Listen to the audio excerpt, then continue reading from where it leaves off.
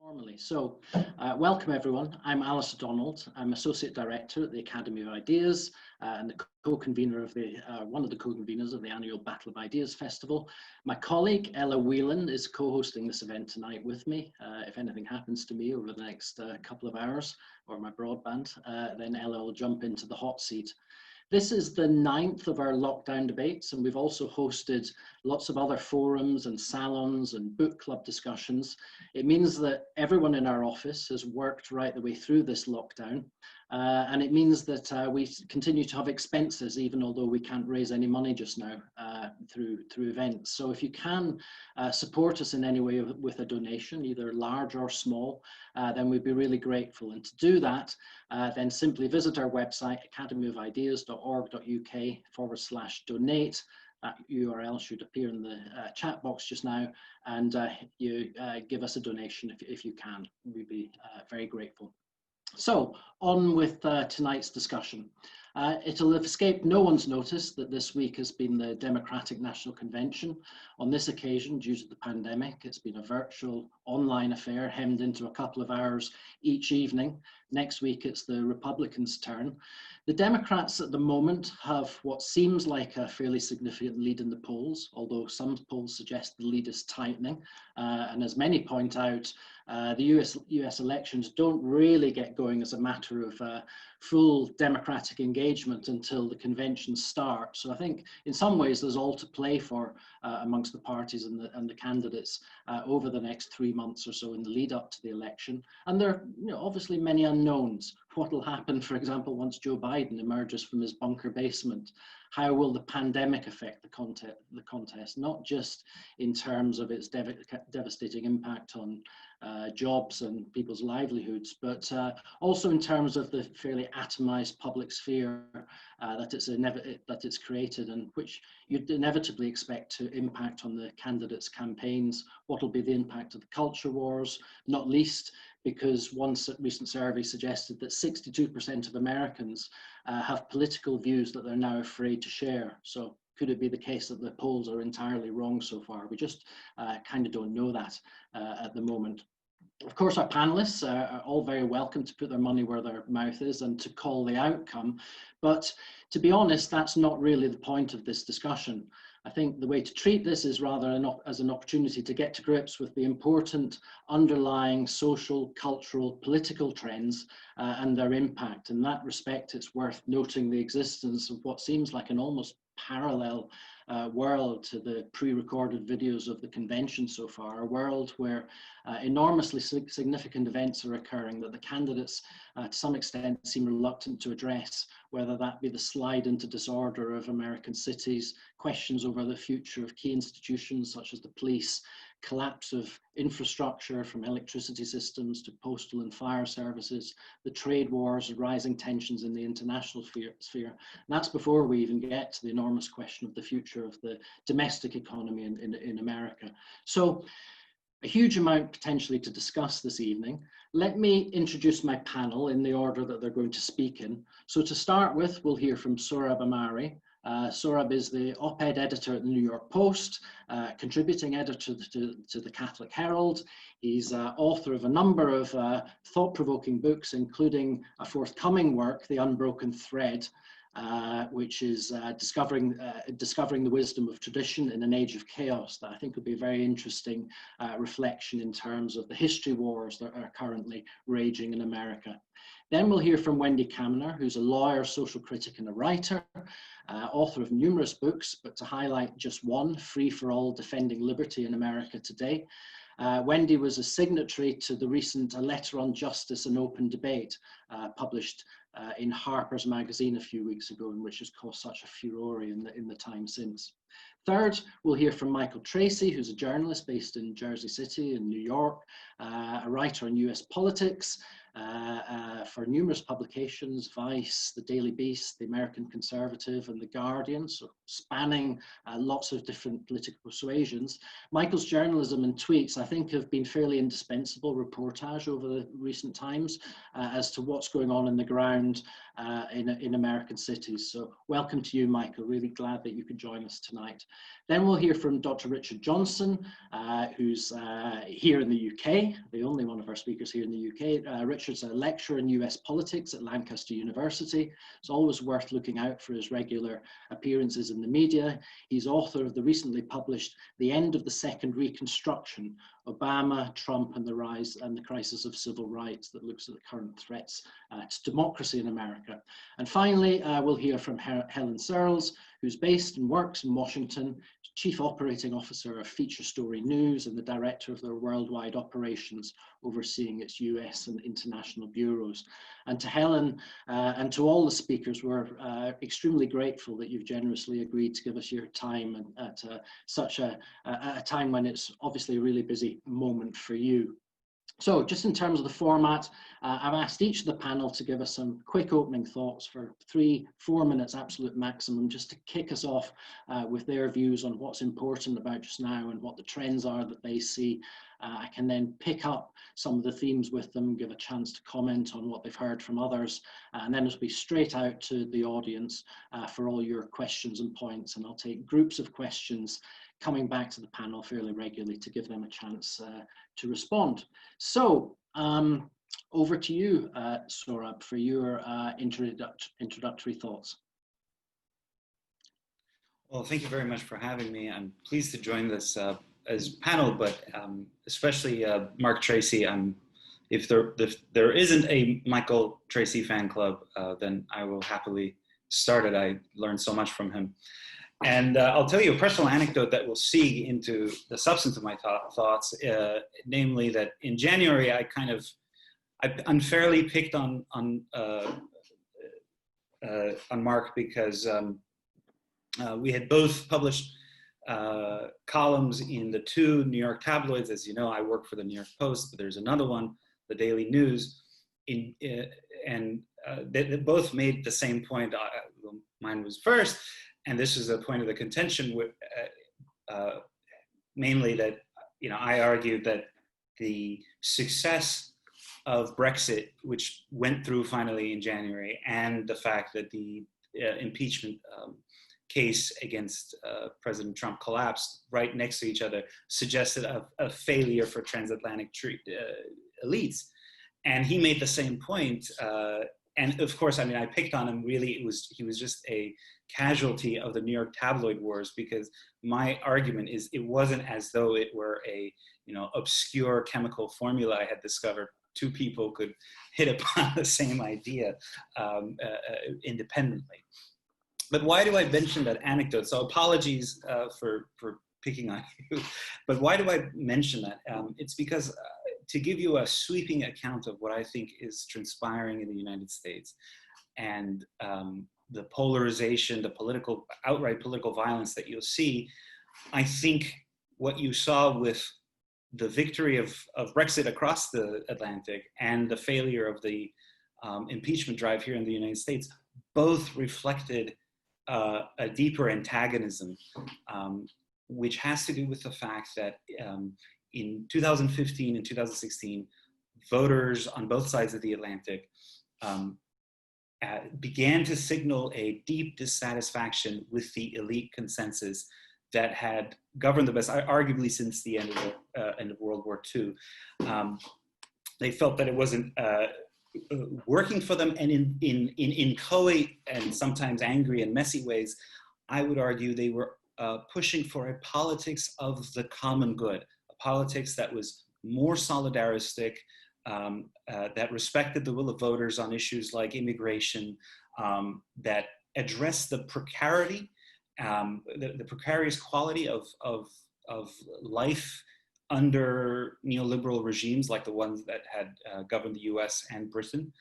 And meanwhile, the elites, of course, reacted against this violently, not literal violence that would take a few years to arrive, but right away, they wanted to restore the pre-2015 consensus. It was unacceptable that Donald Trump had been elected. It was unacceptable that Britain had voted to leave the European Union. It was unacceptable that Poles and Hungarians keep voting for populist parties. They wanted the old neoliberal, neoconservative foreign policy. They want a borderless world. And I would argue they want a kind of dual movement of cultural and economic deregulation. The left pushes for deregulation in the bedroom. The right pushes for deregulation in the C-suite, the corporate C-suite. And this worked very well for people who own capital, as well as the professional managerial classes who who service capital. It didn't work so well for the working and middle classes because of the lack of any stability to life in these types of societies governed by this consensus. So over the past 3 years, we've seen the elite forces use every underhanded procedural mechanism they could use to try to undo the democratic outcome. So that included right away the security apparatus in the United States, targeting the Trump campaign in what we now know included by one FBI lawyer's own guilty plea, an attempt to the sort of misuse of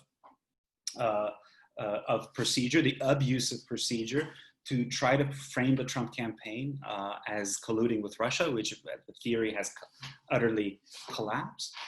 It included, obviously, across the Atlantic, every underhanded effort to try to prevent Brexit from going through, even though it finally did.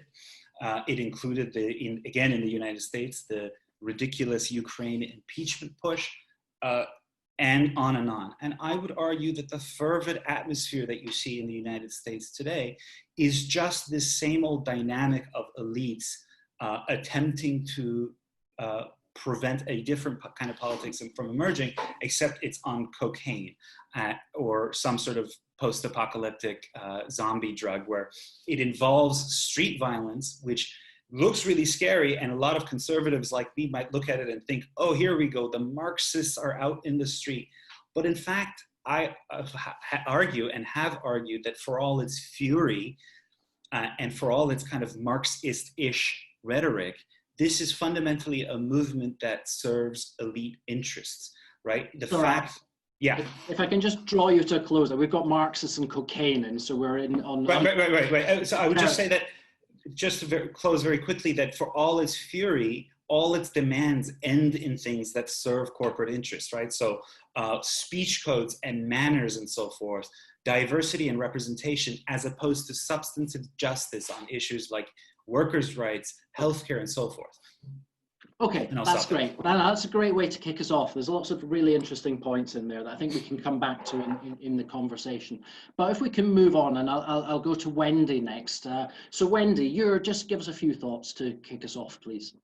First, thank you for being here. I'm going to take a less global view.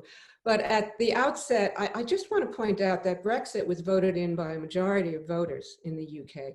Donald Trump was voted in by a minority. He lost the popular vote by 3 million votes. Now, I'm not suggesting that he was elected illegitimately. He had a legitimate electoral college win. I am suggesting that it's not quite accurate to say that he was democratically elected by a majority, by the will of the people. As far as the FBI spying on one person affiliated with the Trump campaign goes, the FBI spies on lots of people, right and left, all the time. And that's been a problem for years. Now, getting to this election, there are of course, a lot of very interesting issues we can discuss. I want to focus on what I think are the two controlling questions, which are who will be allowed to vote and whose vote will be counted. These aren't new questions. The political history of America is in part a political history of suppressing Black votes systematically, sometimes murderously, for a period of about 100 years after the Civil War. Voter suppression efforts today are much more civilized, but they can still be quite effective. And as you may well know, we're now in a war about Trump's acknowledged effort to cripple the post office. He has openly admitted that he wants to deny the post office essential funding so that it cannot handle the onslaught of mail-in ballots expected during the pandemic. Mail-in voting doesn't work out well for Republicans, he stated. This is really, it's not a surprise, but it is shocking that instead of trying to assure us that the government will see that all our votes are counted, the president is telling us that he wants to make sure that all our votes are not counted. Now, there's no time here to talk about all the ways in which the post office is being crippled, the amount of mail that's already delayed or lost, what can or can't be done about it, and the bipartisan backlash to it, because millions of Americans, including Republicans, depend on the mail for essential services. But I do want to note that one of the primary messages coming out of the Democratic Convention was devise a plan for voting, and devise it now the way you might devise a plan to protect your family during a hurricane that you know is coming. Vote early, which is allowed in a lot of states, make October early voting month. We haven't heard this before because we haven't had to hear it before. Now, interfering with mail ballots is hardly the only way that you can interfere with an election. Democrats are reasonably confident that they could prevail in a fair election. Virtually nobody expects ones. And so they're gaming out some frightening and frighteningly plausible scenarios. The seizure of mail-in ballots if on election day Trump seems to be leading, ways in which Republican legislatures and governors can screw around with Biden's electoral votes. There are a lot of scenarios, very frightening ones. And Trump himself has said, he has openly said that he can only lose an election that is rigged. And in fact, we might have to have a do-over. Now, you know, we're used to hearing outlandish anti-democratic musings from Trump, but these really are remarkable statements. And the effect will be, even if Trump somehow loses and has to leave office, that he will have convinced his base that he was the victim of a coup, and so by extension were they. So, you know, here we are. If Joe Biden doesn't somehow win a significant and generally unchallenged strong majority on or shortly after Election Day, whoever is sworn in January is going to be viewed as illegitimate by either a majority or a significant plurality of Americans. Now, you combine that with a pandemic, economic devastation, and a nation that is right now immersed in fear and loathing and grief. And I fear that we may be in for a prolonged period of unrest, violence, and perhaps even something like martial law. Now, I want to get back just in conclusion for a moment. Final point, Wendy. Final point. To Trump's admitted statement that he wants to make sure that our mail-in ballots are not counted, although he wants his mail-in ballot to be counted. In a somewhat functioning, healthy democracy, the president might surreptitiously promote electoral policies that favor his base, but he would never admit to doing so openly. Instead, he would hypocritically pay lip service to democratic ideals. In Trump world, you don't have to do that. You know, in Trump world, there's no need for hypocrisy. If we think of hypocrisy as the tribute vice pays to virtue. In Trump world, vice pays no tribute to virtue. And that is a measure of how debased and corrupted and damaged our democracy is. I mean, sometimes I just cry for my country. Okay, thank you. And I think, you know, you raised a lot of concerns that have been raised elsewhere as well. So I think we should come back to those and then try and take them on and try and understand a bit more about that. Michael, if I can move to you, please, for your opening thoughts. Yes, thank you. And also thank you to Sohrab for offering to found a fan club in my honor. I think you might find that the resulting fan club is rather lame, so I don't know that I would advise that course of action necessarily. But anyway, yeah, this is already an interesting discussion. I think what I could add that might be of use is just to relay a few findings and surmises that have come about as a result of me spending around 2 months going around the United States to the aftermath of riots. And it should be emphasized that the riots which broke out in late May and early June of this year appear to have been the most widespread and severe since at least the 1960s. And I don't know that you'd get a great sense of that given the predominant themes of the coverage of the protest / riot movement in the early portion of this summer. But you know, you can go to Minneapolis, St. Paul, even now probably. I was there in June and July, and walk down blocks where entire streets essentially have been reduced to rubble, where people feared for their lives. There was a woman in Chicago whose friend was nearly killed, who I spoke to. And there's a lot to say on that subject, but in terms of how it relates to the 2020 election, I think one thing is potentially instructive, which is that there is a possibility, you can imagine a scenario where a certain kind of Republican emphasizing law and order, emphasizing aversion to criminality, which probably wouldn't be all that controversial, emphasizing the undesirability of riots, might stand to benefit politically from what's occurred, given the historic magnitude of these events.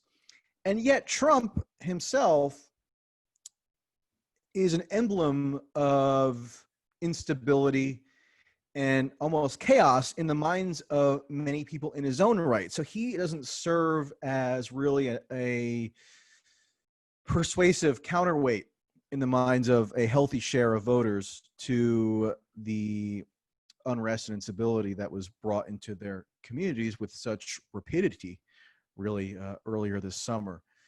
And that's notable to me, and that's sort of why I one reason why I took this trip, because I can recall back to 2016 when all anybody could really talk about was the election. I'm overstating that somewhat, but it was really prominent in people's sort of daily consciousness. Whereas this year, the novelty of Trump has worn off predictably. You don't have, Joe Biden isn't as incendiary or inflammatory a figure as Hillary Clinton was in the minds of many voters. And so the election itself has almost been subordinated in importance to issues like obviously the pandemic and the protest / unrest. So it's almost as if you have to talk about the election by reference to different issues. And I think you see that almost on display at the Democratic Convention, where there's a massive amount of emphasis on the Black Lives Matter protests.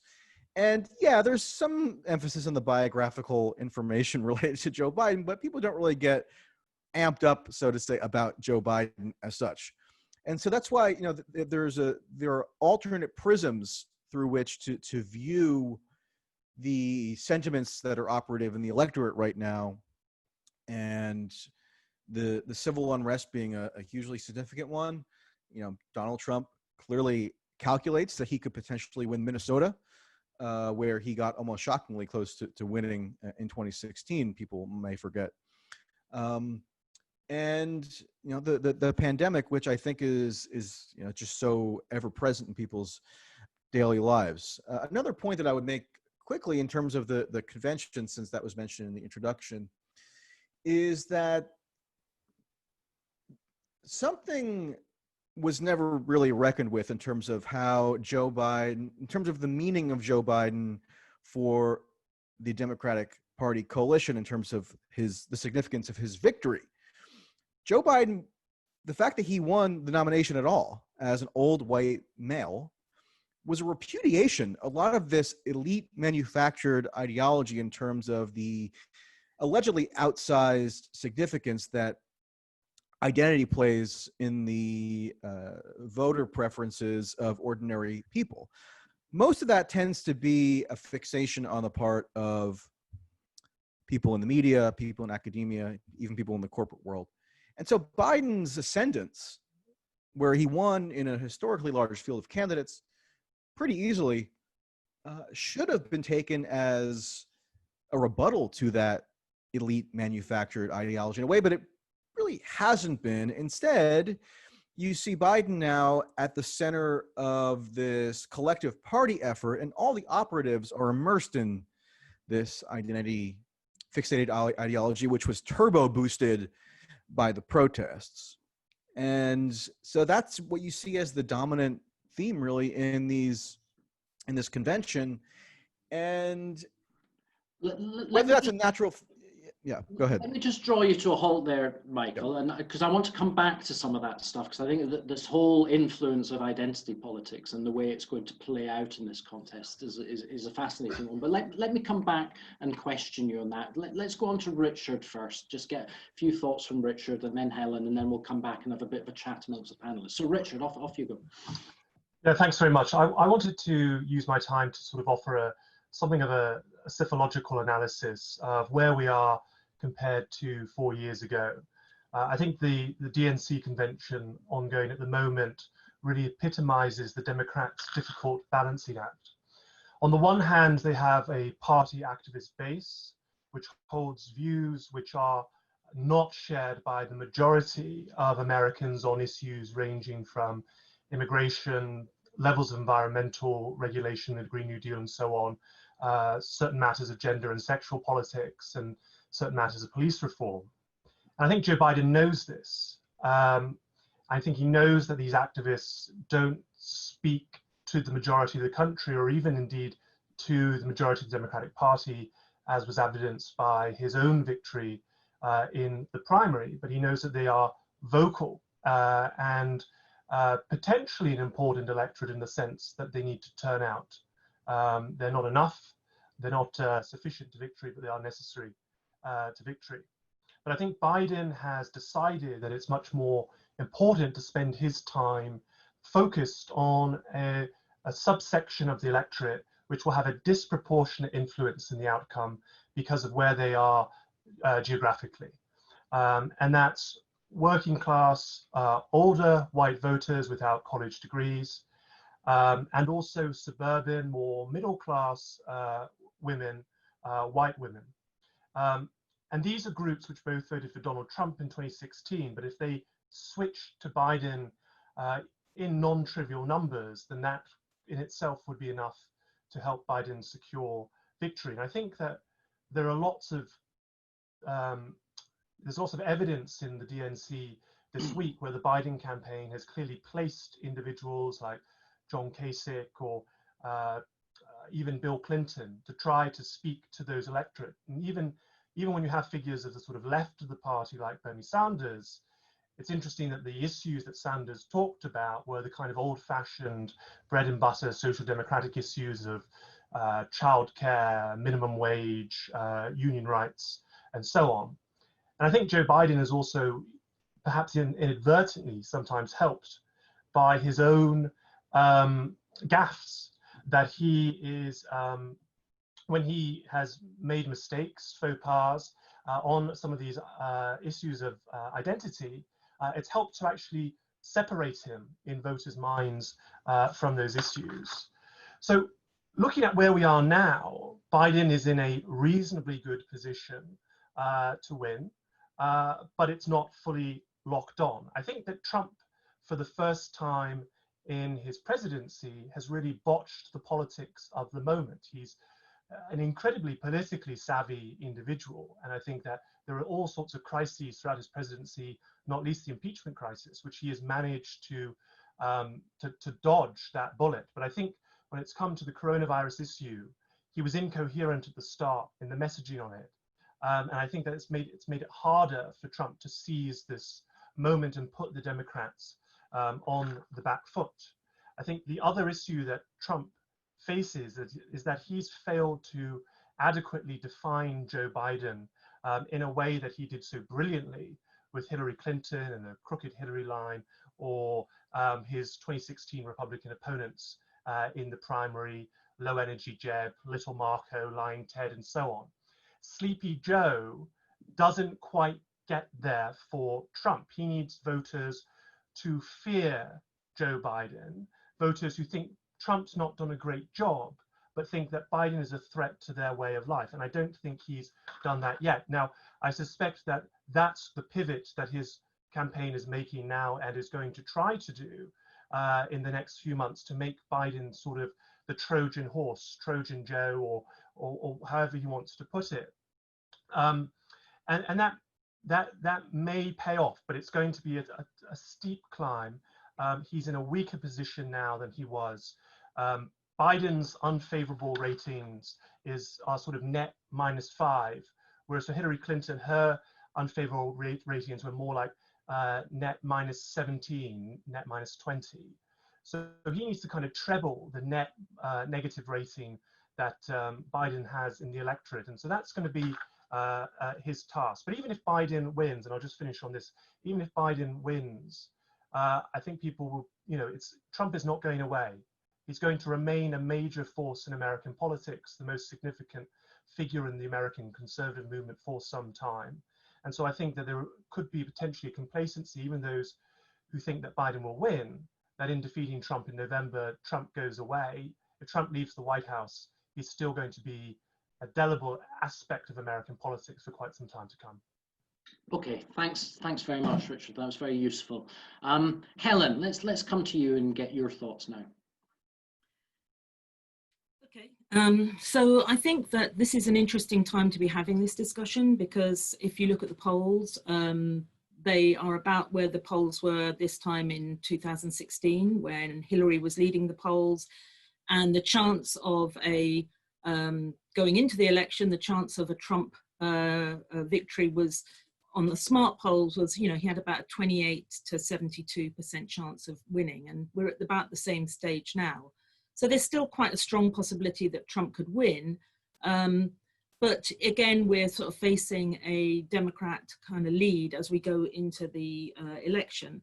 So you could say, well, things haven't really changed very much since 2016, but I think there have been some changes which are quite important to note. And I would argue that some of the most important changes have been how the Democrats are trying to define themselves and trying to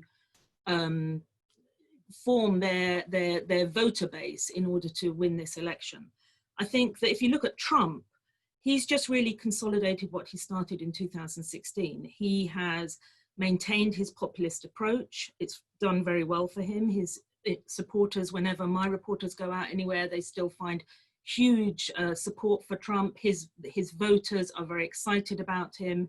He has a tremendous enthusiasm behind him amongst the people who vote for him, and he's been very effective amongst his own supporters at sort of ridiculing, silencing, dismissing as fake news any kind of opposition to him. And I think he's kind of set a course, and he's kind of really stayed on that course fairly systematically.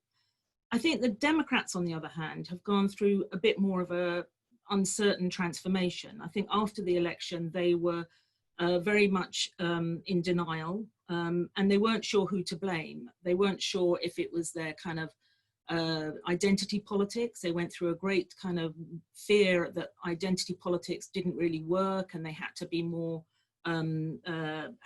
embrace a more kind of populist, leftist kind of outlook. There was all those books written about how the flyover states and how the Democrats ignored those places. And I think there was a sort of soul searching within the Democrat Party. And I don't think it's kind of reached a conclusion yet.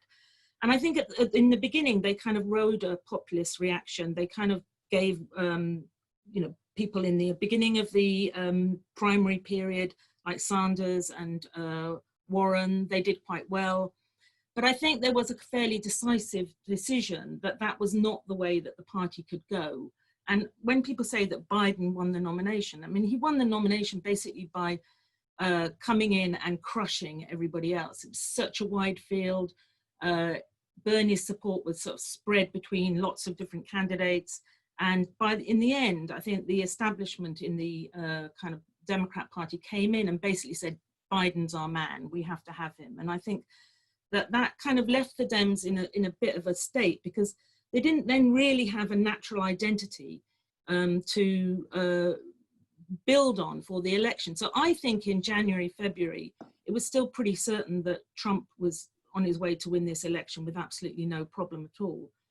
I think what has really helped them has been the embracing of first of all, the race issue, the Black Lives Matter movement. I think that has had a fairly transformative impact on the Democrats' kind of vision of themselves. It's given them a sense of purpose. I think it was nothing to do with them, how it emerged. I think it emerged because of the kind of collapse of elite consensus, which other people have talked about. And I think it was led by kids and by, you know, all sorts of various groups, but it took hold of the, in terms of the sort of woke culture that is the Dems' natural audience. And it gave them a sense of purpose. And I think the fact that so rapidly there was a kind of corporate America came in behind Black Lives Matter, that people were very shocked, but now they feel like they've got a way that they can kind of string together a broader area of support. And I think that's quite interesting. I think that in doing that, it's important to understand that Biden actually is the perfect leader for this movement. It's not that he's kind of, the fact that he's a bumbling idiot in his basement is actually quite helpful, because what he, and there's a total enthusiasm gap. I mean, it's not like, I don't know anybody who's like, oh, Joe Biden, I really want him to be president. What he's got is, he's basically devoid of any real policy, devoid of any kind of politics, but they've created this person, quite unlike Hillary, who I think they want to be sort of more like a figurehead rather than a political leader. And I think that's really what he represents. He's like a figurehead that can sort of be at the head of a anti-Trump vote without really being very clear what they're defining, what they're about. And so I think that as the years gone on, you've seen that increasingly the Democrats have kind of begun to change their tune a bit. And I think they've learned quite a bit from the Trump playbook. I think when Trump got a lot of his ideas originally from the left, so it's a kind of interesting kind of flip-flop. You know, Trump had always termed his support in terms of Make America Great Again, the liberals are crushing the true America. And he turned the whole of the 2016 election, I think, into an existential crisis for white America. You know, we were being overwhelmed by immigrants, we were being overwhelmed by liberal, politically correct ideas. And actually, you know, if we're going to stay who we are, if we're going to defend our identity, then, you know, this is an existential crisis, and all old ways of doing things are out the book. I think now you can see that the left, and incredibly this week in the Democrat convention, I think the left are kind of trying to adopt the same kind of terms. They look at everything in much more cataclysmic terms. They've done that obviously for ages in terms of climate change, but I think that you can see that the whole Black Lives Matter, you know, I can't breathe, all of that became a very kind of existential sort of discussion about how for our lives, you know, we have to change society if we're going to, you know, our lives depend upon it. And now you can see that every issue I think now is seen in those kind of cataclysmic terms, whether it's the post office. I don't actually agree with what Wendy said about the post office. I think Trump made a tweet, the left reacted. The reality is the post office is fine and it's not going to be that different. And you can see that both terms now, when you then add the COVID panic on top of this, it's created this real sense of crisis. We have Obama saying that we're in a constitutional crisis, that you know, everything that we value is now under threat. This is no normal times. And the sense of how everything has been kind of pushed to this sort of extreme terms, I think is what creates this sense that there's such a crisis within America. I think it's a highly politicized crisis rather than the real crisis on the ground. And I can explain that a bit more in the discussion. Okay, thanks very much, Helen. We can come back to that. And that question of whether being anti-Trump is enough and the absence of any sort of substance is, I think, one that we can come to as well. I want to come out to the audience as quickly as possible, but I just want to come back to each of you with just a very quick question and hopefully a quick answer from you. So let me come to you, Sohrab, first. you talked about the politics of the common good, which I think is a striking thing to say at a time when so many people associate the Republicans and Trump, especially obviously these days, with anything but the common good as being such an extreme figure of division. So I wondered if you could kind of explain that a bit more and just. I suppose, you know, obviously this week there's been a conspiracy theorist that's won one of the primaries. There's been yet again the kind of questioning of a quite chaotic response to the pandemic. I mean, he's saying that the economy can bounce back, but I think there's a lot of skeptics. A lot of people skeptical about that. So kind of what is the case that they can make for the common good in this kind of rather chaotic situation that Helen's outlined there?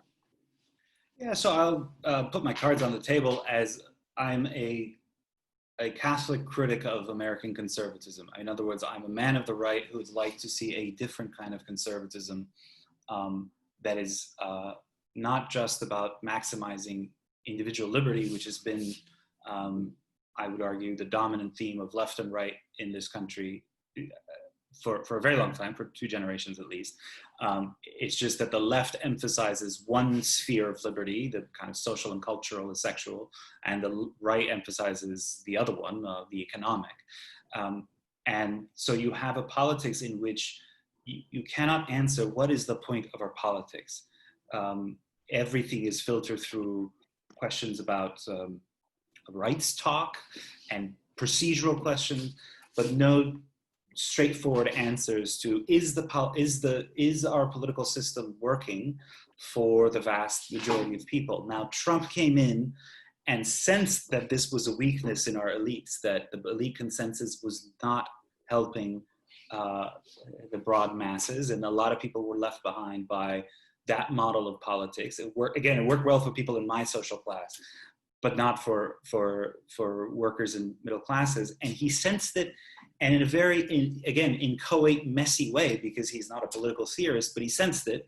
And he's like, wait, why are the Chinese building our infrastructure? Why are the Chinese in charge of our security sensitive infrastructure? So he framed issues of the common good in terms of national greatness. And he just sort of exposed the folly of the elites who, for since the end of the Cold War at least, had been building a system that, again, worked very well for them, but not for the average welder, the average automaker, and so forth. Now, behind Trump is a ferment of other conservatives who are much more sophisticated about articulating this critique. You know, Senator Marco Rubio increasingly referring to Leonine teaching, Pope Leo XIII's teaching on social justice. You have someone like Senator Josh Hawley of Missouri, who's willing to take on big tech and pointing out that the economic liberty of big tech has paradoxically led to censorship on the internet. So we have to do something about that. And the right is increasingly seeing itself in some ways as the party of the state, which is a very European term and unusual for Americans. But we see that the corporations and the kind of liberal elite have every other institution. What we have is the state. So that movement I think will develop whether or not Trump wins. But I would just close on this note that I do think that that Trump's eulogies are being too hastily written, and I would be surprised if the polls currently, even the tightening polls, really reflect what's happening in the country, and I think the outrage of that middle whom Trump explicitly serves. Sure, I think that's a really important point, and kind of what we're getting at the underlying trends just now, I think, is particularly important in this. Wendy, if I can come to you, you talked about the kind of chaos of the public sphere in your introduction, but I wondered if I could get you to reflect for a minute on the Democrats and the situation that they're in, and just this, is there substance to democratic politics just now is kind of the question on my lips, I think, because I've watched some of the convention over the last few days, and while the strident personal attacks on Trump have been all to the fore, there does seem to have been quite a concerted effort to play down the divisions, or what seem to be the divisions within the Democratic Party. And there doesn't seem to be very much politics, as far as I can see, in terms of political. I think you've been watching a different convention than the one I've been watching. Okay, so that's what I'm after then. Tell me what there is. And I've been talking to, and I know quite a lot of them. I think Democrats have a reasonably clear agenda. One is to expand the Affordable Care Act. Republicans want to repeal it, and they haven't yet had a plan to replace it with. The other is to expand childcare, to deal with student debt, to do an infrastructure plan, and to deal with racial justice issues, to have a much different immigration policy, though I don't really know any serious Democrats in serious power who favor open borders. So, you know, there's a long policy list that I don't think we really have time to go through right now. But I heard and saw quite a lot of it being presented in the convention. I think what your impression may have come from is the fact that people weren't talking about these policy issues so much as trying to show what they consider the human effects of them. So we saw videos with immigrants. We saw people talking about healthcare problems. We saw people talking about childcare. You know, we saw people talking about the range of issues that are affecting them, and that Democrats say they have plans to do something about that. And for the most part, the Democratic voting base knows what those policies are, knows what their plans are. As to your point that the Democrats seem to want to paper over their differences, well, that's what political parties do. They try to unite their voters. They try to give a little something to everybody. That's what parties do. I want to make just a couple of more points, if I may. One about Helen's point about the post office. I just want to say that sorting machines have been destroyed, mailboxes have been removed. I haven't received a ballot that I requested weeks ago. I'm 70 years old. I don't want to vote in person in the primary, but I'm going to have to because I haven't received my ballot. There's not going to be time to turn it in. That's happening to a lot of people. And I want to make one more point about Trump. I think it's misleading to talk about him as a conservative, as a populist, as a man of the right, or a man of the left. I think he is none of those things. I think he is non-ideological. I think he is a man of self-interest. And I think that his administration has not served the non-elites, the working people. It has served the elites. The stock market's doing well. The elites haven't been nearly as hurt by his mismanagement or non-management of the pandemic. The people who are dying and becoming disabled are poor people, lower income people working in service industries, Hispanics and Black people. He has not helped working people. He has helped the elites, of which he is one. Okay, let me come to Michael, and I think Richard as well, actually, because in terms of you've both been looking in different ways, Michael, because you've been going around some of the important cities just now in sites of disorder, such as Portland, and Richard, because you've been writing a book recently on kind of racial politics and democracy. But I just wondered from both of you how these divisions within the Democratic Party play out, because on the one hand, we've seen Biden and Kamala both gain the nominations, and they're both, renowned for their law and order approach and their hard approach. And yet, on the other hand, they seem keen to soften that approach to the extent, Michael, you were talking about in a column in the Washington Post today about the way that Kamala has played down a lot of the divisions that are going on within Portland. So how does that seems like just such a core contradiction at the heart of the party. How do you think that plays out, and what impact does it have? Yeah, so the column today was actually in the Wall Street Journal if people are interested in looking it up. But the core observation there was born of my being in Portland for over a week, going to these protests every night, back when they were at a bit of a crescendo in late July as a result of the federal forces being deployed there, which caused a great deal of agitation in Portland, which has sort of a unique culture of perpetual protest, so they didn't really need a reason to be protesting, but Trump, in a sense, gave them one.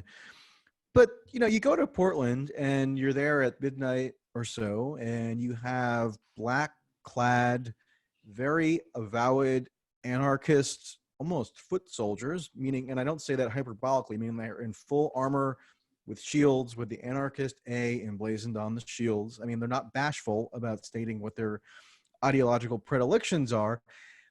So they're the driving force in terms of the operations each night in the protests there in Portland, or at least were when I was there. And yet they've seized the mantle of Black Lives Matter, which is unimpeachable in the minds of Democratic elites. So to cast doubt on the ideological ambitions of these largely white anarchists would be seen to them as undermining the moral legitimacy of Black Lives Matter, which is a total non-starter. Sort of gets to the interesting racial and demographic dynamics of this protest movement, which has been, in a way, driven by whites. Yes, there are blacks in particular areas, but you go to some of these protests and they're almost universally white. In fact, I was at some where the police force, which had been dispatched to monitor the protest, were more racially diverse than the protesters themselves, which is sort of a amusing irony that doesn't really get emphasized because it's a little bit awkward. But yeah, I mean, I think you see that tension manifesting in a way in the Democratic Convention and in the person of Kamala Harris in particular, who went around for the majority of her career proclaiming proudly that she was the top cop of the largest state in the union.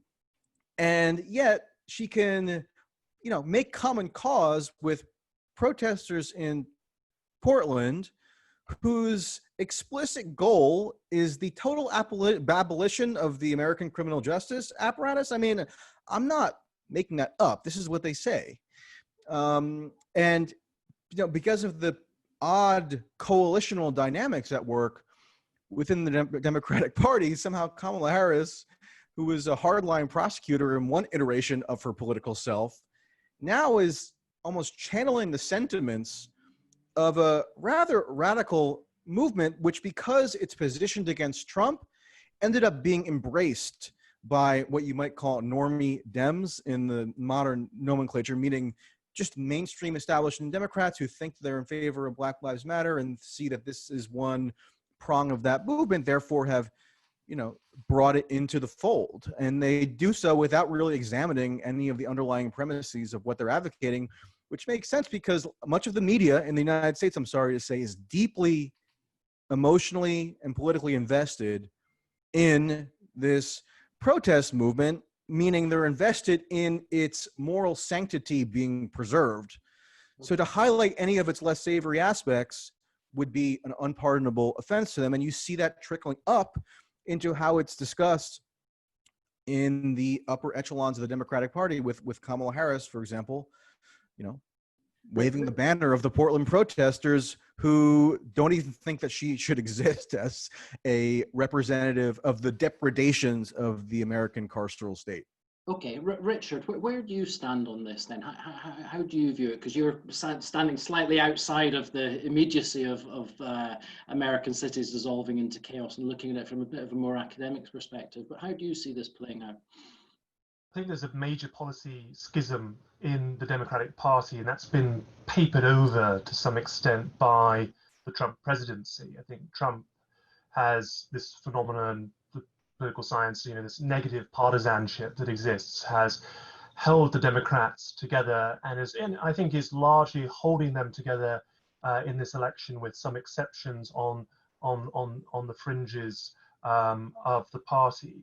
But we should be no doubt the Democratic Party is changing, and that a new generation of Democratic elected officials now, not just activists, but Democratic elected officials, are coming to the fore, and they will be increasingly vocal, perhaps not so much in this election, but whatever happens after this election. So we've seen, if you look at the primaries, don't just focus on what happened in the presidential primaries, look at what happened in the congressional primaries in different parts of the country, where candidates, sometimes called the Justice Democrats, figures of the sort of left, identitarian left of the party, have unseated long-standing representatives in Missouri and New York and Illinois and so on. And these figures are going to cause a lot of trouble for Biden if he is elected president. And if Trump is elected president, I think will become the leaders of the Democratic Party moving forward. I think for now, the lid is being kept on that. I think that neither Harris nor Biden are natural bedfellows of the kind of Justice Democrats wing of the party. They particularly have a lot of issues with Biden and his past record on the Clinton crime bill, which he was a co-sponsor of, going back even further, his opposition to busing to integrate schools in the 1970s. So there's a lot of distrust, I suppose, in some sense, but I think the figure of Trump is such a powerful one that they're holding things together. And I suppose, as I sort of said in my remarks earlier, I think Trump's challenge is to expose that fissure and to widen it and to make that a major element of the election going forward. I think if he can do that, then I think that he could find the extra only 4 or 5 percentage points that he needs to make this a much more competitive election than it is even now. Okay, so a reminder to everyone, the raise hand button is how you come in and ask a question, and I'm just going to come to Helen very quickly, and then we'll be out to get all your thoughts and questions and points. But Helen, if I can just come to you, because you rejected the postal service thing, but I just wonder, in terms of the way that the public sphere is operating in America just now with the impact of the pandemic, I mean, it is inevitably fragmented and atomized to quite a large extent. I just wonder what impact you think that will have on the next 3 weeks. I mean, obviously already we've got the Democrats conducting a convention by online. Trump will no doubt try and get out and about, but his capacity to do that is limited, and it deprives him to a certain extent of his ability to hold rallies and to make an impact that way.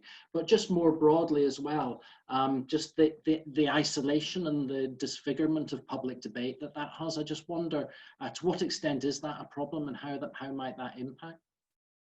I think the pandemic has made a big political impact, and I think it's also been politicized, which I think are two different things. I think the political impact is that it has created, because of the way it's been handled, really on both sides, it's created amongst many people a sense that everything's out of control. Nobody is in control. There's no one in charge.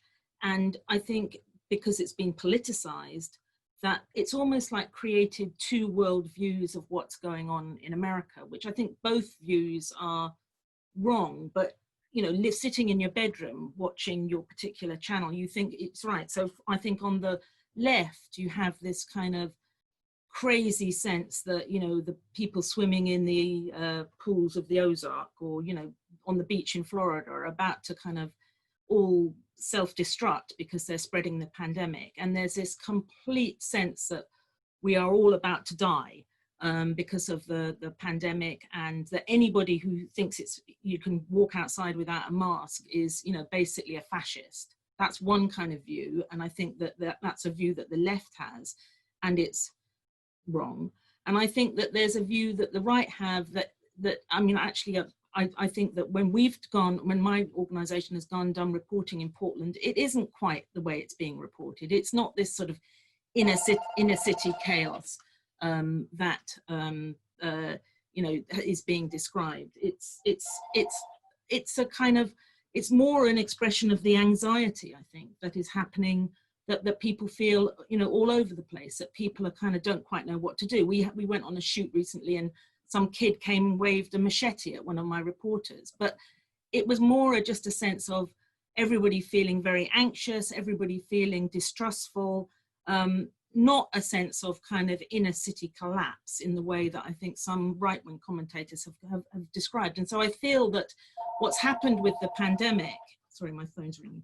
what's happened with the pandemic is that it's kind of exaggerated the problems between the two parties. And I think, you know, then when something like the post office comes up, where Trump says the post office is useless, we can't trust voting, and then there's a knee-jerk reaction on the left to say the post office is the savior of humanity and we all have to go out and defend the post office, and Obama says the very, you know, democracy is on the line. It all becomes so politicized in a way that is just unnecessary, but, you know, unavoidable in many ways. Okay, that's very useful. So I'm going to come out to the audience now. So anybody that would like to speak, find the participants panel, raise your hand, and I'll take you in turn. So we've got a couple so far, so I'm just going to take them as they come up. So Hal, do you want to make a point or ask a question or whatever? Yeah, no, no, I was actually going to ask a question of Michael in particular, because this election, really what we see is there's almost these two swing blocks, and this is coming from somebody who's in Pennsylvania and in the suburbs. We have this kind of suburban block, which both candidates have been trying to address. So Trump's been tweeting all this weird stuff about like saving the suburbs, and we've also seen, and of course, I think Kamala Harris's kind of desire to play to that crowd as well. But we also saw in 2016, it was really that working class swing vote towards Trump away from the Democrats historically. So I guess the question is, like, in what way does playing to which side of this help either candidate? And because these are kind of the two blocks, how will that really affect the way the policies are presented and the way that agendas are prioritized? Because it seems like Biden's platform, there seems to be a large part of that kind of is devoted towards trying to regain industrial votes, just even superficially with this like Buy America stuff. But we also see this real hard pitch to the suburbs by both candidates also. Okay, thanks, Hal. Just hold thought, Michael. I'm going to take a group of questions just now, and we'll come back and get thoughts from all the panel. So Richard, you please. Alex. Yeah, thanks, Alex. I'm going to ask hopefully a couple of big dumb questions just for clarification, because I just would like to know more about the situation, approaching it from a slight position of sadly ignorance. First of all, isn't this idea that you know, it's all the white, poor white working class from Middle America that voted for Trump, and that narrative about that, isn't that itself a racist narrative? I mean, isn't that something that's been tried, that they've tried to establish, the Democrats, as it were, to sort of suggest that it is these sort of redneck white workers that voted for Trump, and in fact it's more complicated than that, surely, isn't it? I mean, I understand as far as I get it, that the demographics are such that there's a large what's known as Hispanic population, and unless I'm wrong about this, I'm happy to be wrong. They also voted for Trump, because it's, even though this narrative about the keeping out the Mexicans, building the wall, and so on and so forth, that's something which I think cuts across what you might describe, or what might be loosely described as racial lines, and that's a thing to do with people who feel they want to belong somewhere, belong in a country which is theirs, as opposed to a country which just throws open its borders and lets its poor huddled masses pour in. So I'm just curious as to whether or not that's the case, and also I just wanted to understand if the Hillary Clinton factor is still in any way important, insofar as what she said about the not the unapproachables, the whatever they call it. You'll remind me, I'm sure. Whether or not not the undesirable, but anyway, whether or not that still counts insofar as that insult from the Democratic side, whether that still factors. And the last thing I was just going to query is with regards to the sort of way that Trump has been. I think Wendy said about this, Trump being very upfront about the fact that he's not going to accept the result of the elections. Aren't the Democrats already building up to that? Aren't we already getting into a mode where if Trump wins again, there's going to be another 4 years of saying that was illegitimate? Okay, thanks, Richard. That was very useful. Jenny, I'm going to come to you now. Just two questions. The first is really on the economy. I mean, the economy looks pretty bad, and I'm just wondering how Trump is actually dealing with this, but also what the Democrats are saying about the economy and how America is going to get out of, you know, the sort of post-COVID slump, recession. You know, what sort of economic policies, if any, they're putting forward. So that's the one question. The other question is that I've read several people saying that a lot of Americans have actually been quite intimidated by not just the sort of cancel culture and woke culture, but particularly by the Black Lives Matter protests and the violence that has attracted, it has attracted, in the sense that they are feeling intimidated and are not actually articulating what they think about these things honestly, and in particular, whether actually there is more support for Trump than would appear to be the case in the polls. Thanks. Okay, thanks, Jenny. I think that's a good question. I'm going to come to my co-host Ella Whelan now, and then I'm going to come to Kevin. Then I'll come back to the panel and get just a brief thought from you on one of those questions, and then it'll be back out, and I'll start with Rob when I come back out. So Ella. Thank you, Alistair, and thanks. Fascinating debate so far. I wanted to ask the panel how much they thought. There's a certain amount of commentary at the moment about whether or not this is the same as whether we're rerunning 2016. In terms of there's some predictions in the polls that show that it's at a similar point, but more importantly, whether the Democrats have sort of learnt their lesson. And a very striking example where I think they haven't learnt their lesson is watching the Democratic convention and watching Michelle Obama's speech. It was quite remarkable how she really pitched her bid for Biden as sort of almost apolitical. So she's got this shtick, even though she's a fantastically successful woman in her own right and has written a book telling us all about how she's so fantastically successful and knows a lot about politics. She has this shtick where she talks about the fact that she doesn't like politics, and she says, "You know me," but she really pitches her bid for Biden in this kind of anti-political way. He's a man who's lost children. He's someone who's really caring. I lost count of the amount of times she mentioned kids in the speech, but it's all around the idea of Trump is nasty and mean-spirited and a bully, and Biden is your man to save the day, and he'd have a cup of tea with you. And that's just exactly what Clinton tried to do. And correct me if I'm wrong, but isn't it a central part of why the Democrats lost last time? It's this kind of almost anti-political bid. And the most frustrating thing is that there's so much, I think Wendy's right in terms of there is so much about Trump that is so meaty that you can get into, not least his whole handling of the pandemic. Healthcare surely is a huge issue at the moment, something that you could really clean up on. And the Democrat, Kamala Harris and Biden are both sort of pretty piss poor when it comes to that. They're not very ambitious. So how much is this a rerun of 2016, and is it kind of history repeating itself? What's that phrase? Twice as fast. What's going on there? That's my question.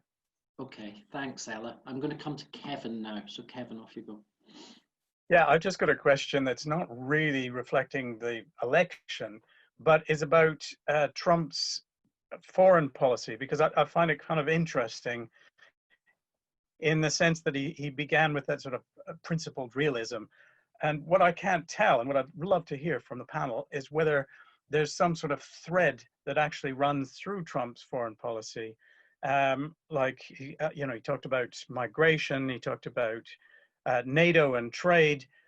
And what I note about it, and I wonder whether this is also reflective of Trump more broadly, is that despite the fact of appearing to have no sort of thread running through it, that actually it was disruptive, and probably in a slightly better way than for instance, Obama continuing on the status quo. So I just wondered, is there some sort of coherence, or is the only good thing that Trump has done in a political sense is be this great disruptive force?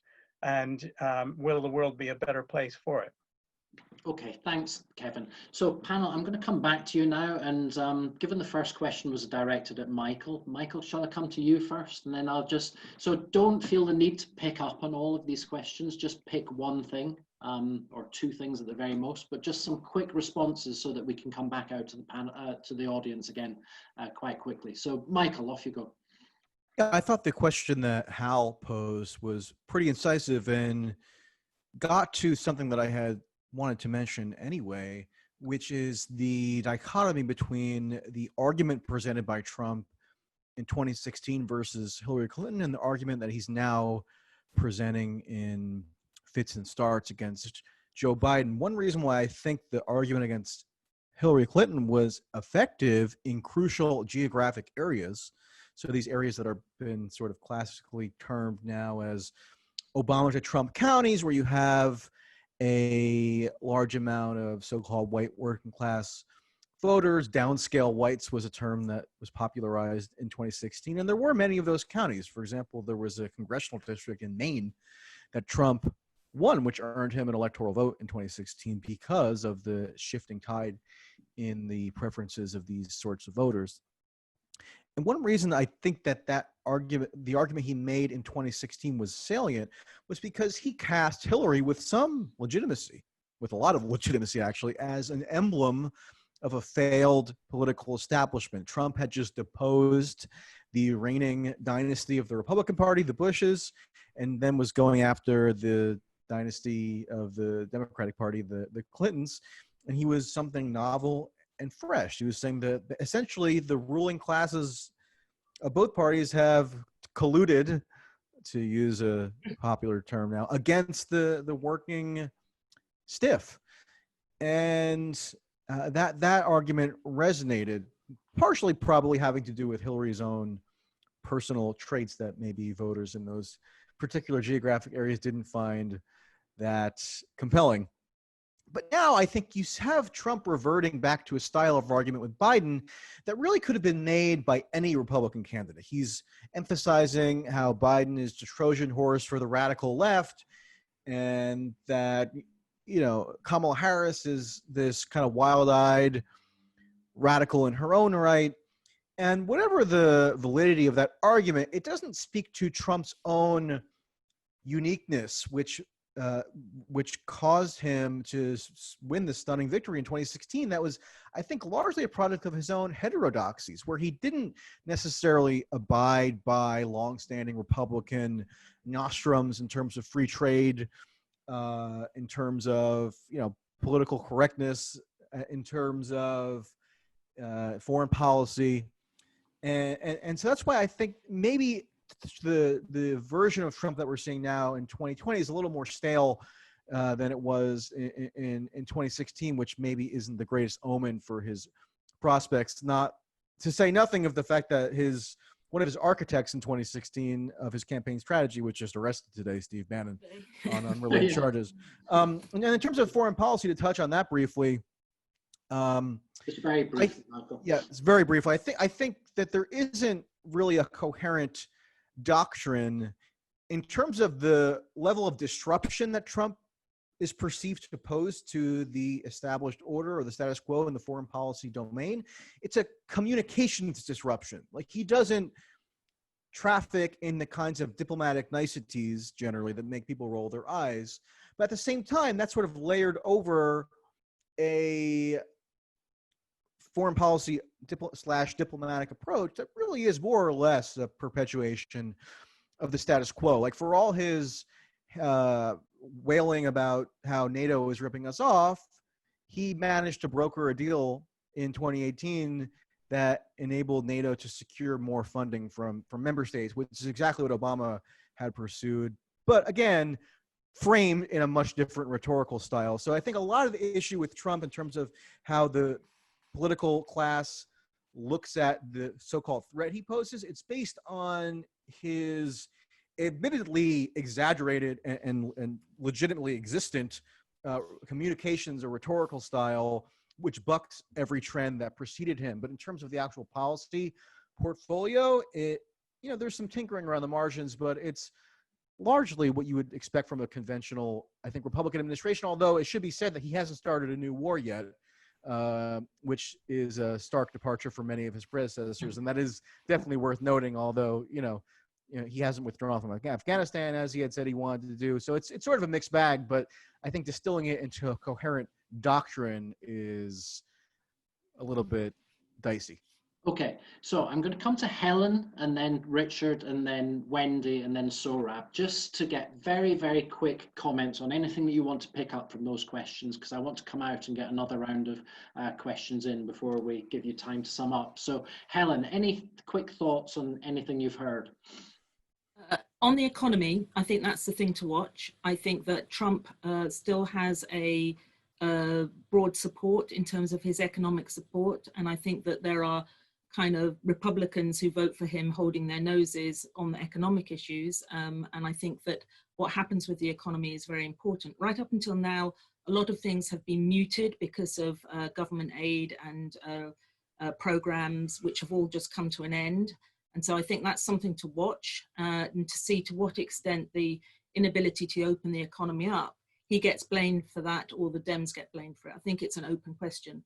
I think in terms of what's different this time, I mean, just to throw out a few things, I think there are fewer swing voters. I think this notion that there's these middle voters that are kind of, weighing up and choosing. I just think that all the issues show that those people that used to exist in the middle, whether it's abortion or anything, they're just not, it's kind of like that now, not like that. So I think that there are fewer swing voters. And so it's much more about getting your vote out. And that's what this election's about. I think if you look at old people, maybe the pandemic's had an impact. I think old people are swinging towards Biden. Maybe they empathize with his age, I don't know. But there's definitely a old person vote going to him. And I think that all the pundits say it's suburban women. That's where it happens. I don't think Biden's going to get many non-college white male voters, which were the key people that Trump got. I think it's all about suburban women, which is why they're all going on about women. Okay, thanks. Richard, anything that you want to pick up on quickly? Yeah, thanks. So just a couple of things. So first was on Richard's point about Hispanic voters. So Trump did not win a majority of Hispanic voters. He got 29% of the Latino vote.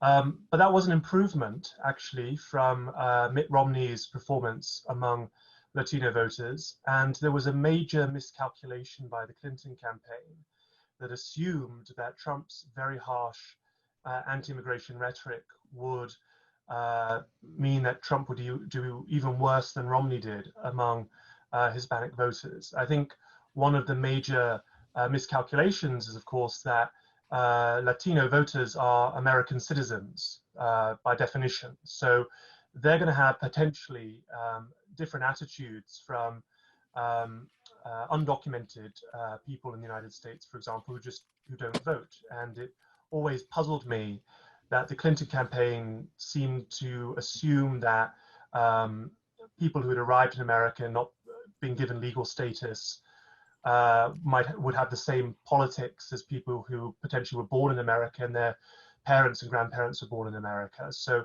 there's much more nuance to that electorate. It's also an electorate that has mixed views on, say, the Black Lives Matter movement, and there are lots of generational differences within the Latino community. The second point I just wanted to pick up on was about this notion of this kind of, Ella's point about this kind of apolitical focus on the personalities. Is this just sort of a mistake being run of 2016 again? And I think, Joe Biden is a very different person than Hillary Clinton, and he's much more liked in the electorate. His approval ratings are just much higher than Hillary Clinton's ever were. And I think that kind of folksiness that Biden embraces is seen as much more genuine than any attempts that Hillary Clinton may have made weakly in 2016 to kind of make herself a more likable figure. And perhaps there's a gendered frame to that as well. I wouldn't want to deny that. But I think, Biden's support among older voters actually predates the pandemic. So Biden was doing much better than Clinton was among over 65 voters, even in hypothetical matchup polls against Trump before Biden clinched the nomination. And so there's something about Biden that makes him appealing. He's the first Democrat since Al Gore to be leading amongst older voters, and that's going to be a major strength for him, I think. And I think when we talk about non-college educated whites, that's a disproportionately older electorate, and I think that there are some votes to be won there by Biden, and I think it's particularly amongst that age cohort. Okay, thanks, Richard. Wendy, if I can come to you. I agree with much of what Richard has just said to Ella's question, and I would add that I think we tend to be overcomplicating what happened in 2016. Hillary Clinton lost because she ran a bad campaign. She ignored some key states where she lost by very small margin, and that's what gave Trump the Electoral College win. She also lost because for 25 years, there was a significant segment of the population that really severely disliked Hillary Clinton for whatever reason. And I can tell you that I know a fair number of liberal Democratic women who voted for her quite reluctantly.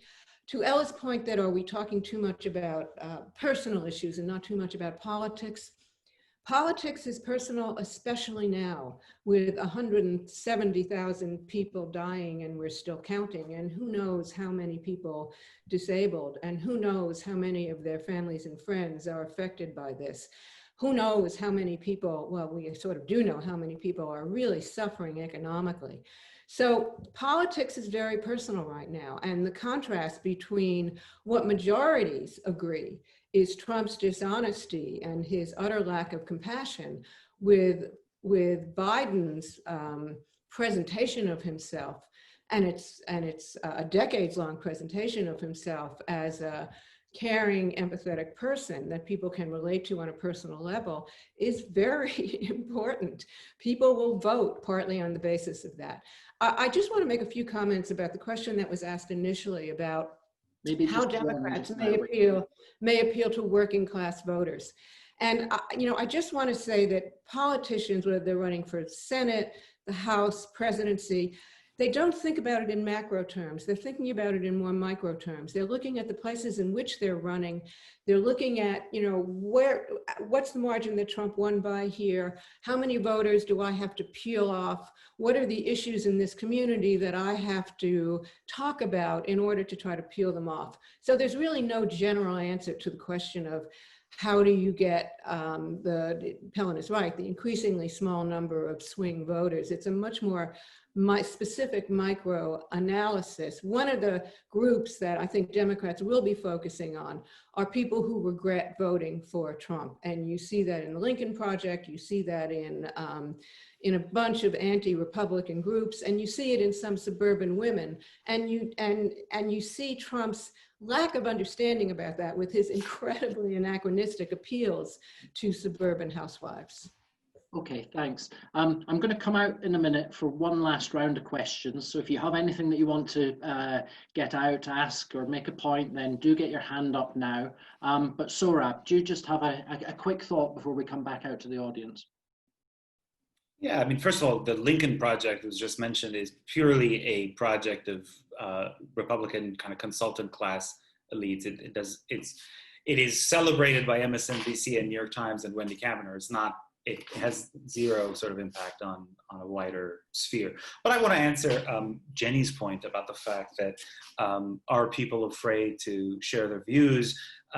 You mentioned, Alistair, the fact that polls show that 60% of Americans, including a majority of Democrats, are afraid to share their political views due to the cancel culture, so-called. That's a reality, and I'm certain that will play out in the election in ways that will surprise confident men and women of the left. Look, we've seen a situation in which the elite media and blue state mayors and governors, Democratic mayors and governors, are essentially creating a new caste system in American society, right? You see it. If you come out to a open our businesses protest, the headline that will run from mainstream media will say, Trump supporters or whatever, right-wingers come out for reopening, defying warnings, experts' warnings about health and social distancing. But if you see a kind of whatever, Black Trans Lives Matter protest in Brooklyn, the same outlet will frame it as courageous dissidents stand up for racial justice. No mention of social distancing. If you're an Orthodox Jew in New York, the mayor will bring down all the power of New York City government because you held a small funeral. Whereas New York City's contact tracers have been instructed not to ask people about their participation in recent rioting or protests, I apologize, for Black lives. We've seen instance after instance in urban America of utter lawlessness, of people being beaten, pulled out of cars by these like Antifa checkpoints, and they've threatened with their lives and beaten horribly. Statues torn down lawlessly, whether they're of despicable figures like General Lee or Frederick Douglass, who is now cancelable. That's okay. Blue state mayors, the media will not call that out. On the other hand, in Washington, D.C., a small group of pro-life protesters chalked a message in front of a Planned Parenthood abortion mill and were arrested by Washington police. So people notice this stuff. They won't say anything because you know what it's like. If you say the wrong thing, you will lose your job. You'll be denounced on Twitter. Even if you're a nobody, they will find your real life and say, this was the person who opposed social distancing or who has other thoughts about whether we should abolish the police or not. And that will filter out in come election time. So again, I'm not saying Trump's going to win. I'm just saying my liberal friends, don't be so confident.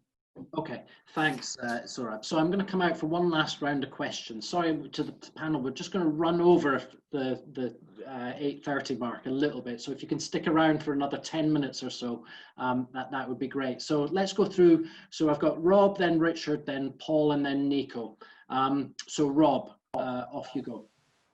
Thanks very much. I was very glad that Jenny mentioned the economy and Ella mentioned healthcare, because I think that those are two bread and butter issues.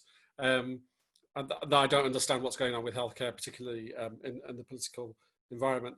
I wondered, first of all, on the economy, whether there's any sense that either camp has any grip on or any answers to the problems of the economy. Because it seems like nothing very much has changed.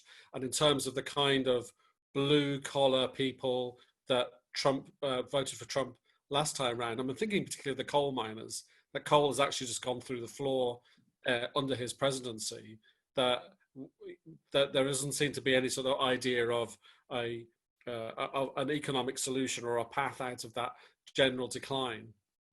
And secondly, in terms of the issue that I always think of as probably the most elite issue in many ways is the environment, and how much that is a factor in this election at all.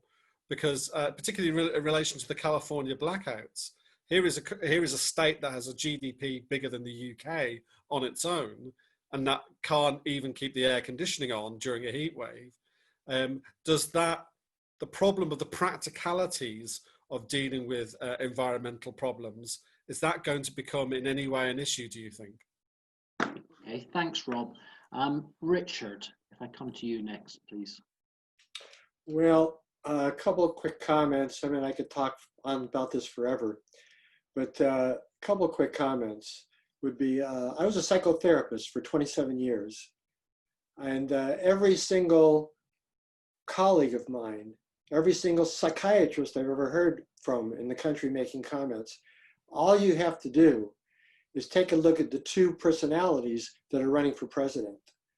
This is like ridiculously black and white.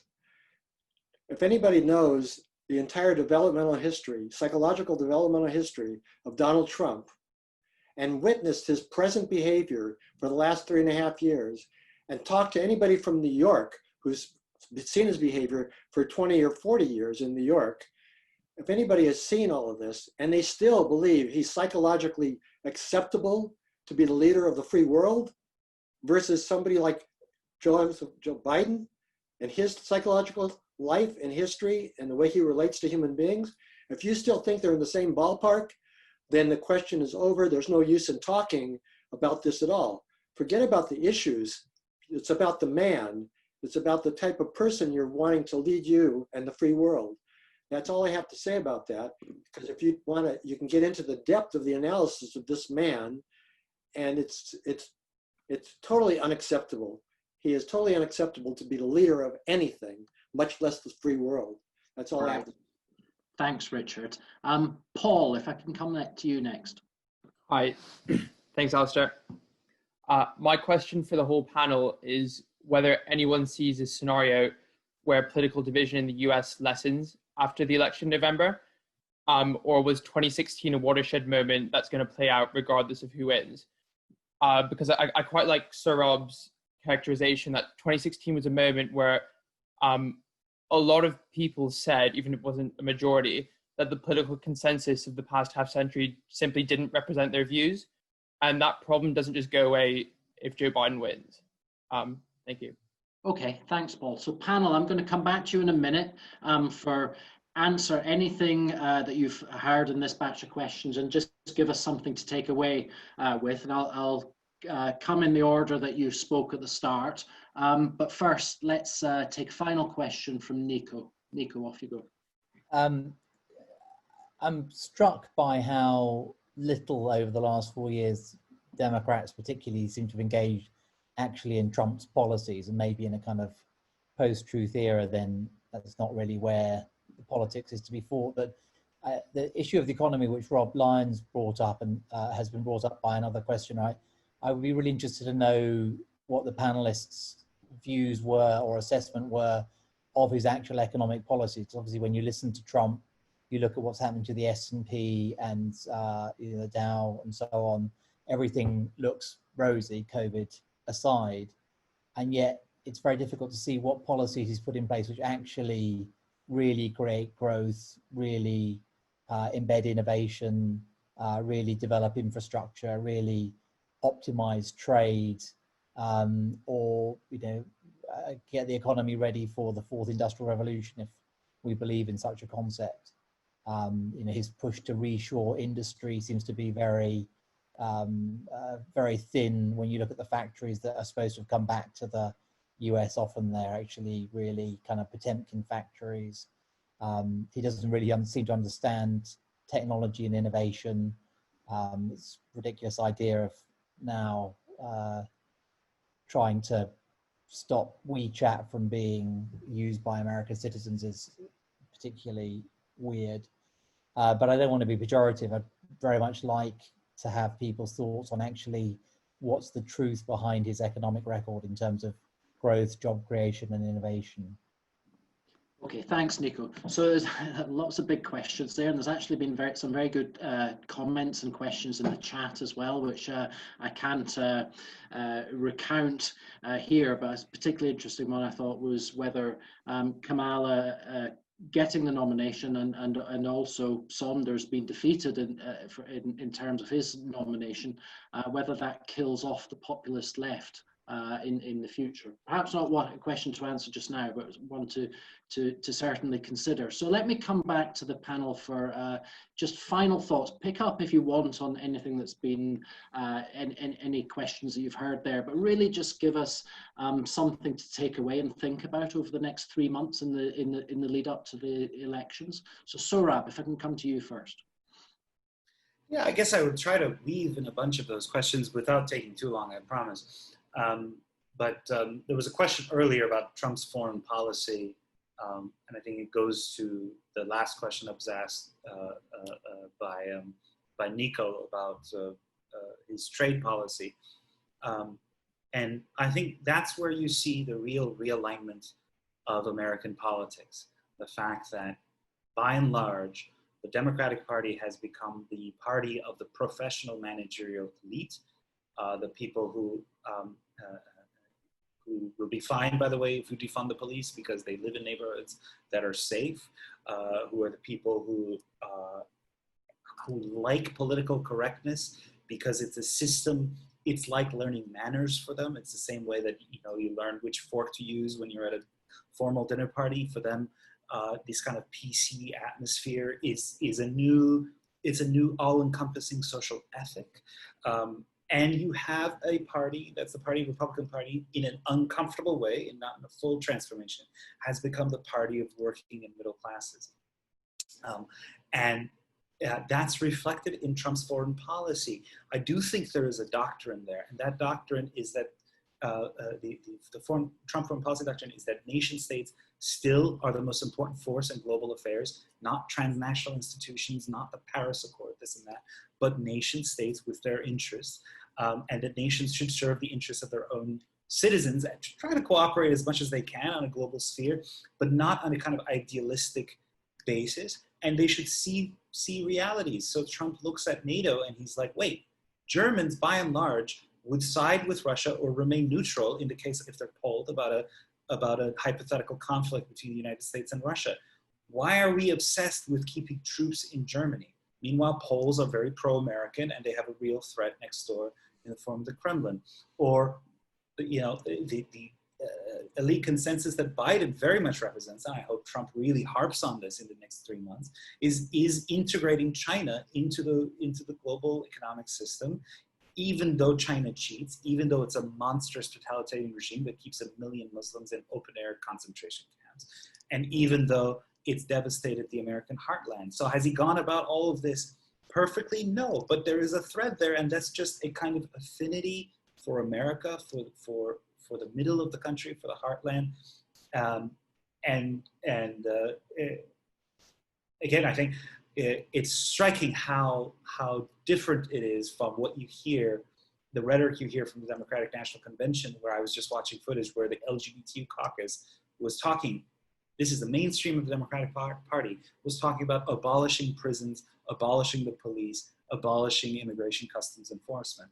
That's so bonkers, that's so distant from mainstream American life that, again, all I have to say is I think any sense that this election is a foregone conclusion is mistaken. Thank you. Thanks, Sohrab. Wendy, can I come to you just for a final thought? Give us something to take away. First, I want to make a comment about the question that was asked about the environmental vote. I think we're going to find out in this year how important that vote is. I think if there is an environmental vote, it will go to Democrats. What economic answers are they offering? I think we're going to hear a lot of talk about the need to build infrastructure, which is extreme, and green energy sources that will create new jobs. There was a question about, will our political divisions end if Biden is elected? Absolutely not. We are going to have severe and maybe violent political divisions for a long time, for the foreseeable future, as far as I can tell. And it is extremely worrisome. What is the through line for Trump's foreign policy, for his domestic policy? A couple of people have asked about that. I think the through line is always Trump's self-interest. It is never ideological. Where does he want to have a hotel branded? What's good for his global business? Which leader, which dictator is flattering him? I think the through line for everything is Trump's self-interest. As far as his concern for working people, he's been ripping them off all his life. If you look at Trump University, if you look at his casinos, he's a con artist and he's always ripped off working class people. Finally, I just want to stress what an awful, bizarre time we are living through. We're coming up against maybe 200,000 deaths. We don't know how many people have been disabled by this disease. We still don't have an effective treatment for it. We don't know how many people will even take a vaccine if one is available, or how effective it will be. For me, this whole period feels a little bit like post 9/11, when I was reading the newspaper every day and crying as I read the obituaries of people who were killed on 9/11. It is an awful, grief-stricken time, and we have a president who tells us that everything is wonderful. The economy is great, he tells us, though there's widespread devastation. He's done a great job with the pandemic, though America is doing worse than just about any other Western country. And I think in part, the election is going to be a test of the effectiveness of Trump's reality-altering machine. Okay, thanks, Wendy. Michael, your final thought. I think this overwhelming, almost monomaniacal fixation on Trump's personality traits and the presumption that it's the sole explanatory vehicle we need to understand his governance is a little bit tedious, particularly in the minds of voters who don't really have a whole lot of confusion as to who Trump is. So it's not as though that needs to be hammered home to them incessantly, which it often is in the commentariat and definitely in the Democratic Party. But there was a question raised by Paul about the notion of divisions potentially lessening in 2021 should there be a Democratic president. I think divisions may lessen in total, but the contours of the divisions will shift. So the divisions definitely won't evaporate. But I think, take this for instance. I mean, the elites of the elite classes of the United States, to the extent that we can generalize them, in terms of the national security state, in terms of the media, they never accepted the legitimacy of Trump's election in the first place. They may have technically accepted its legality, but even there it's an open question because you have plenty of people who assumed right off the bat that Trump was illegitimately installed into office by a foreign power. And so you had the resistance start right off the bat. You had the series of machinations that culminated in the impeachment of Trump partly on the basis of a collusion theory, which really has no merit.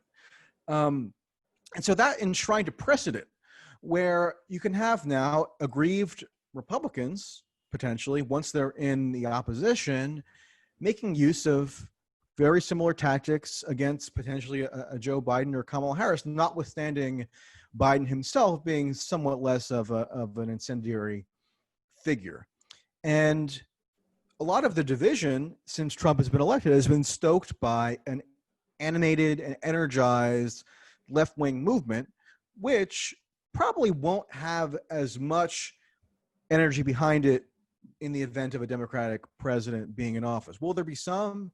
Yeah, sure. But the overarching specter of Trump as this historic fascist menace in their minds really kind of creates a foundation where left-wing radicalism flourishes. And I think you'll see that dissipate to some extent. But on the other hand, you probably will see a radicalized right-wing movement, at least around the margins, who react to things like this anti-racism ideology, which is explicitly trying, if you read the book White Fragility by Robin DiAngelo, to cultivate what she calls a white consciousness or a white racial identity in order to, as she puts it, combat racism against non-whites. But you don't have to be really immersed in the literature of right-wing reactionaries to see how that could create a certain backlash. So to the extent that becomes mainstreamed in a Democratic administration, you're going to see forces of division who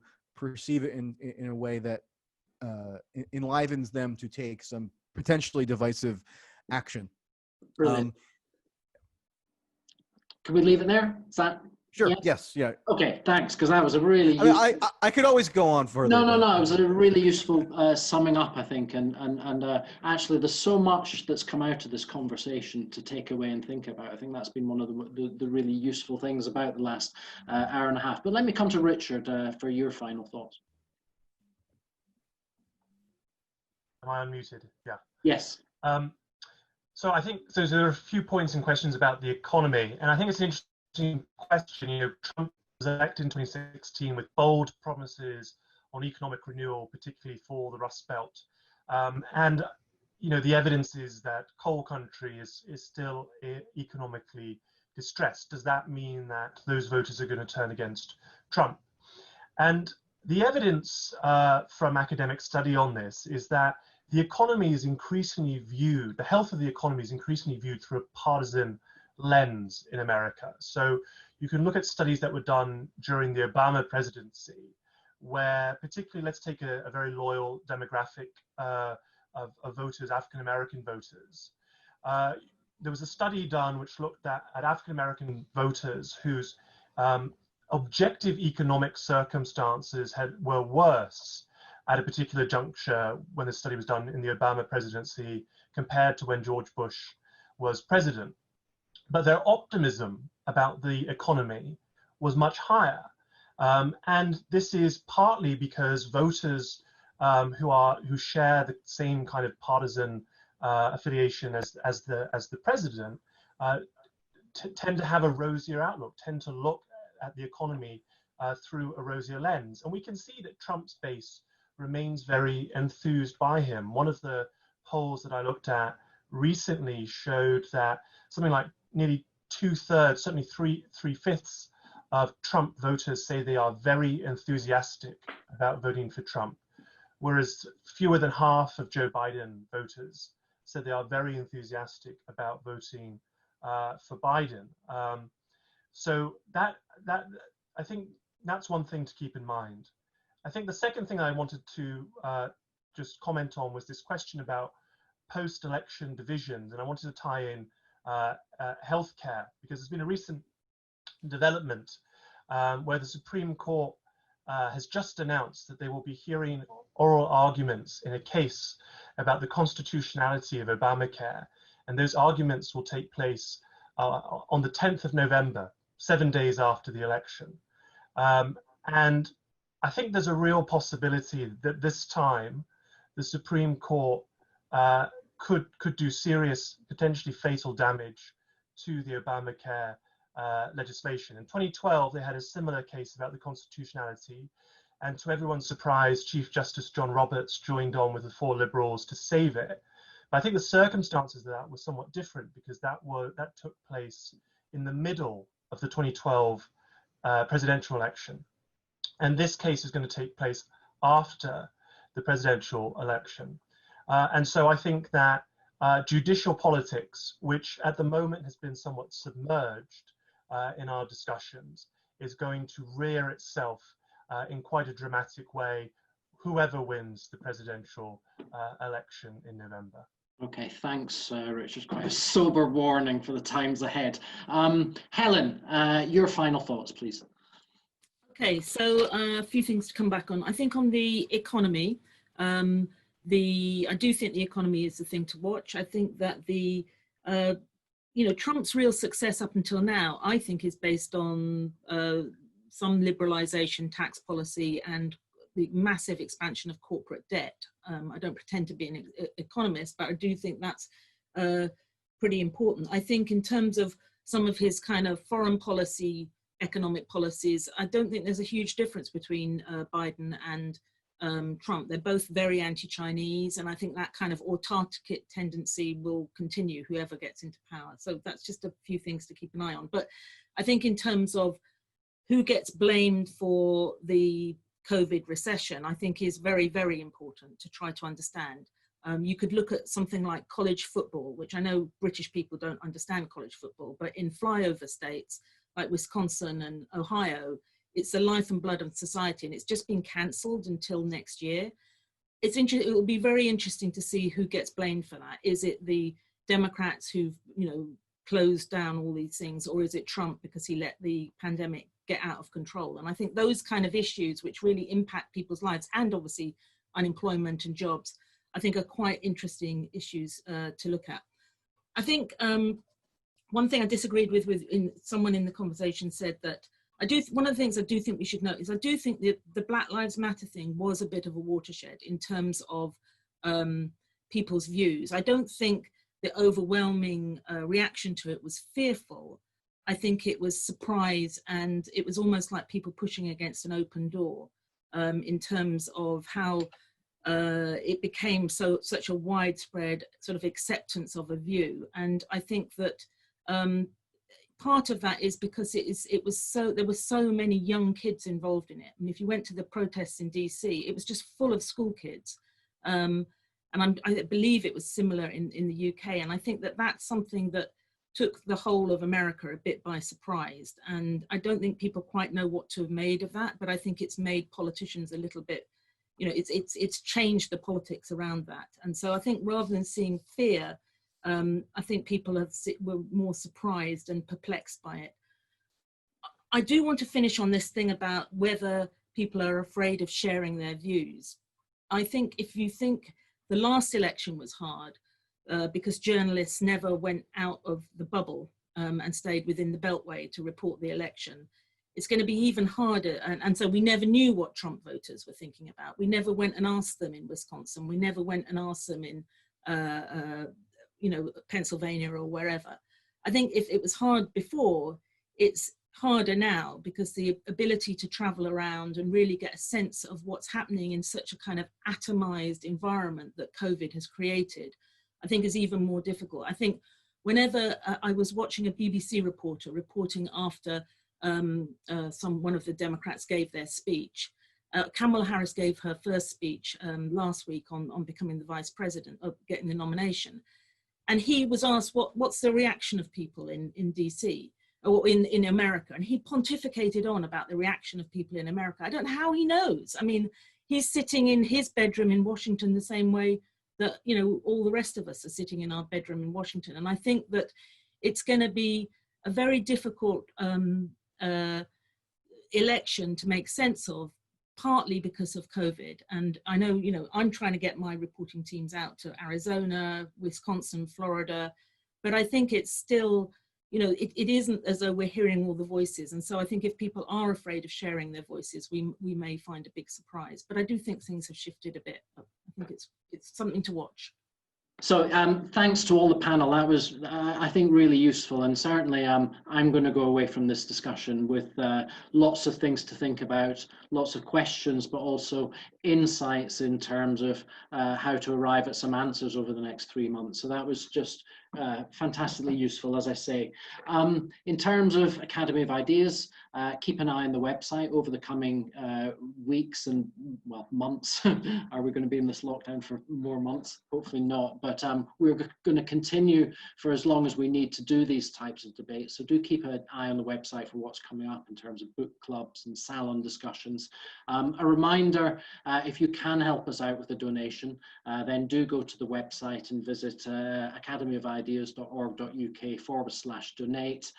Anything that you can give us, either small amount or large amount, be hugely appreciated, just to keep us going over the next period. That's really all from me, I think. Panel have been fantastic. Thanks again. Stick around, anybody who wants to chat over, we'll keep the Zoom on for the next 15 minutes or so. So if you want to mingle, as it were, seems we can't go to the pub for a pint, then let's do that. But hope to see you again soon. Thanks.